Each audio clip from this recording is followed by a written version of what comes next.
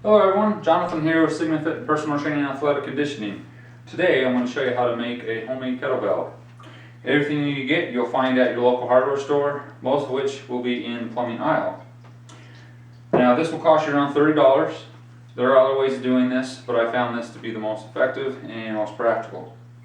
You will want to accommodate your standard plate, which is a 1-inch hole, and you do that by getting all your pipe in 3/4 inch diameter. As far as the specific pieces you want, you'll first get a T, then a flange plate. You want to pick up 4 90-degree bend elbows, and then the following nipples. You'll get 3 that are 4 inches in length,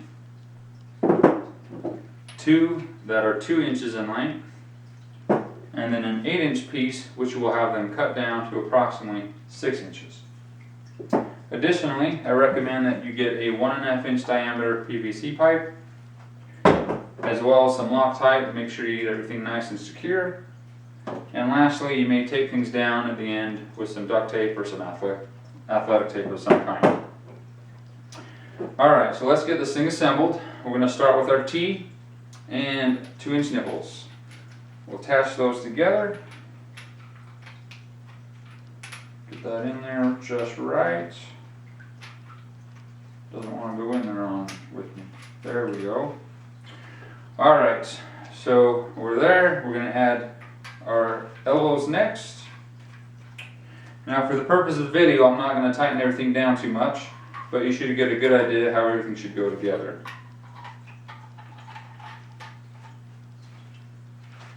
From there, I'm going to add my 4-inch nipples. Having a little trouble getting those in today. There we are. Now you can also get a 3.5 inch nipple, or even a 3, or if you wanted a larger handle, you could make these 4.5 inches in length on the sides. We'll add the other 90-degree bend elbows. Get that last one on there.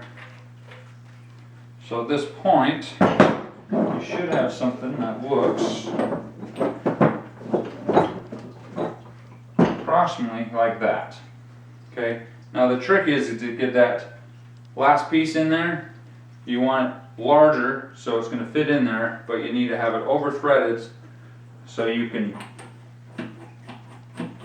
tighten it down, get it so you can clear the gap there, and then we'll rotate that back so it fits both sides just right. Now I do have a finished handle, which looks like so, and that would be the first part of your project.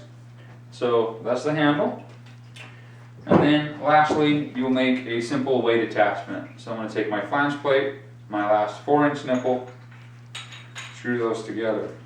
Okay. Now I'm going to add Loctite to only this side on this particular piece.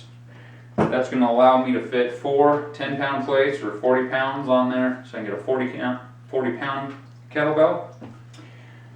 Now if I want to put less weight on there, I want to create a spacer, so I'm going to cut pieces out of this PVC pipe to do so. So I have a smaller or larger spacer which would take place of the weight, and that way that weight's not moving around on you as you're doing your exercises.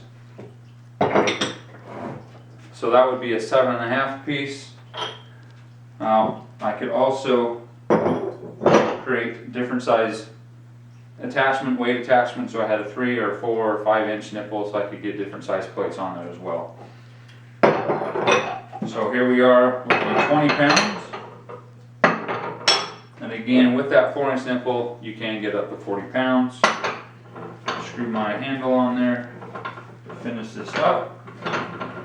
The nice thing with that flange at the bottom there, flange plate, is I can tighten everything nice and secure as opposed to a cap or some other type of piece.